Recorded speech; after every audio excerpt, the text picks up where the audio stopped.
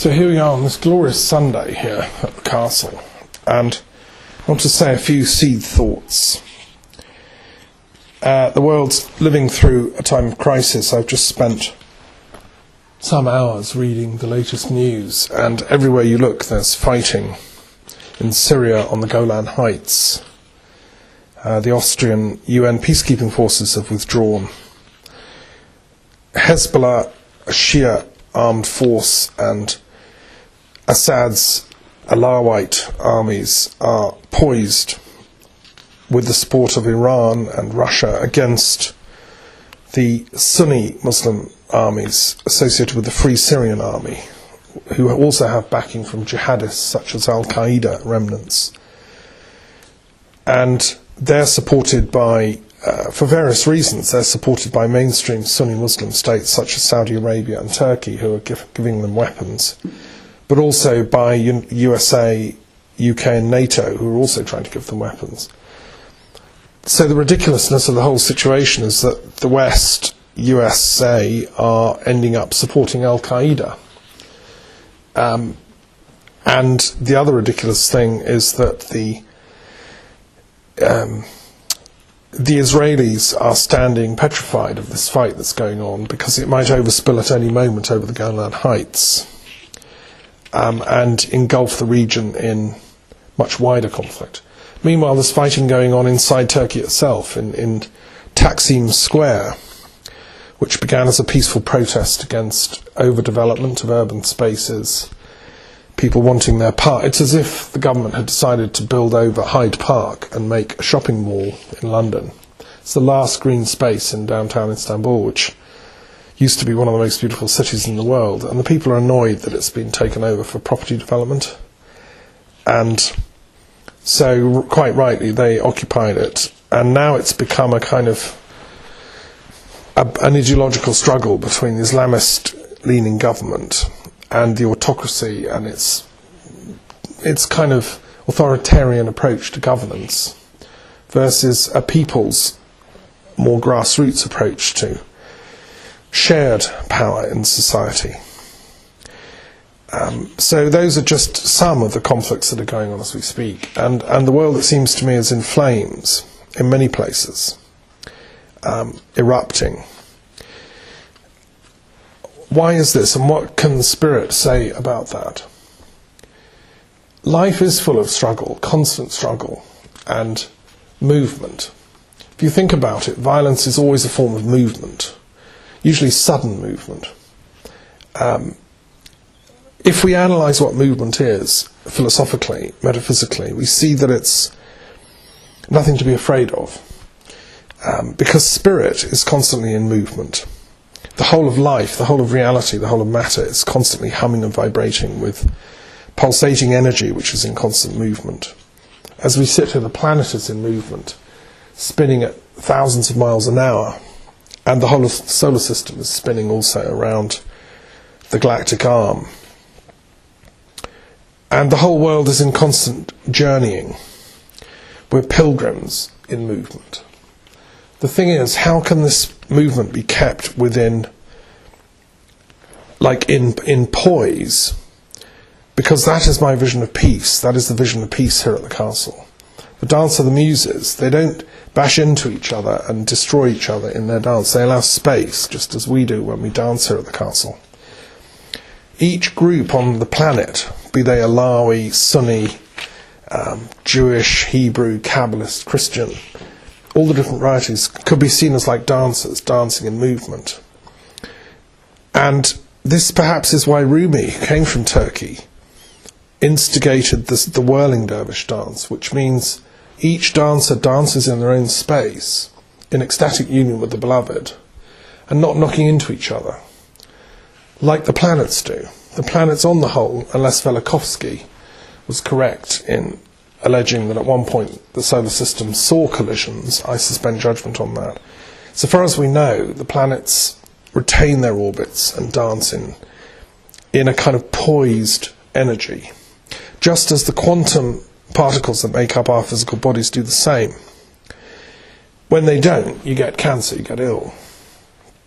So somehow we have to find the secret of of poised movement, energy in motion, which doesn't bash up in an untoward way against one another, which is what violence is. It's a metaphysical and psychological challenge to every man and woman and child on this planet. We know it in the microcosm of families and personal relationships. We know when we bash up against people. And normally we can step aside, make it a dance, allow movement. Because as Buddha rightly pointed out, and Hindus regard him as an incarnation of Vishnu, what they're saying by that is he was a sustaining energy come to bring order and restore the harmony of the dance on the planet. What Buddha pointed out was there's infinite space here. We can have total spaciousness in our dealings with one another. There's room for everybody to become a solar system. Maybe we graduate and incarnate from here and we become a whole planetary system, a galaxy. The universe is constantly making room. There's no need to bash up in violence against each other. And he also pointed out the paradox that in the midst of the dance there's also stillness, there's rest. Because the dance can only take place against the backdrop of emptiness or shunyata or stillness, which is always there and always present. So form, the dance, is also the emptiness, which is constantly at rest. Movement is itself at rest. So this means that the true jihad, these warriors fighting in Syria on all sides, if they could only get this point, that the true jihad is the struggle for illumination, the struggle for enlightenment, as Buddha said, which is the struggle to make the dance as beautiful as possible for everyone to play a part, to allow the Alawis, the Christian Orthodox, the Christian Catholics, the Jews, the secular people, everybody, the Sufis, to play their part. How can that come, though? How can that enlightenment come? Well, the Kabbalah teaches it comes when Keta, the crown chakra, is awakened. It comes when the wisdom eye is open and can see the overview on situations. That's when we invoke our true intelligence, our buddhi, to use the Sanskrit term. When we achieve that, our true intelligence is awakened. And this is symbolized in the Christian ritual of baptism. When a Christian is baptized, their forehead is made with the sign of the cross, which is a symbol of the awakening of that higher wisdom eye, which was St. Paul's point in Damascus. He saw that it's possible for all mankind to be awakened. It's a radical concept, but it's there at the heart of even ordinary Christianity, that every child, man, woman and child on the planet, is a child of God and can have their Christ nature illuminated, their Keta chakra illuminated. You don't have to be a great yogi living in the caves of the Himalayas for that. You can be an ordinary person working in a garage in an ordinary city and still be Christed in that way. And every faith has an equivalent to that. In the Druid tradition, they baptized long before Christian missionaries came. For the Druids, I think when the Christians came, it was like a confirmation of what they were teaching anyway. So that premise of the possibility of peace through that higher illumination is what the Muses stand for. It's what the castle stands for.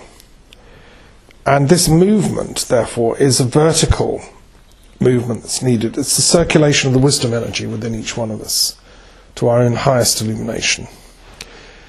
And God, as theologians say, is a process, a journey and a movement. In Chinese philosophy, God is the Tao, the movement, which is constantly forming new patterns, new constellations of energies. They only last for a brief time. Human life is short, as I know from recent deaths in my family. And therefore this dialectical process that we're experiencing could be called the dialectic of love, as we come into body briefly and then leave form.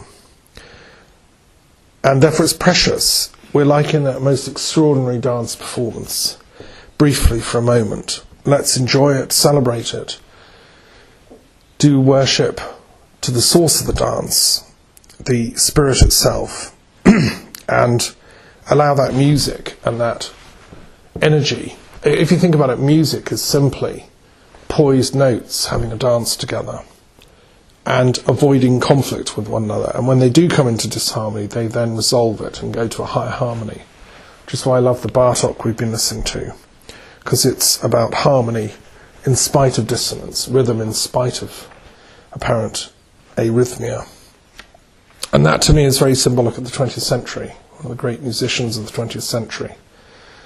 What we must try and do now is to ensure the 21st century is a century of peace, and we can reap the dividend and see the Cold War truly ended, and not see mankind die by 100 little regional wars such as are going on now. And this is where the search for a peace policy comes in, and why the work here at the castle is so important. Whether you're physically here at the castle or not, that work continues. So let's give thought to these ideas and help make them manifest in this coming time. Thank you.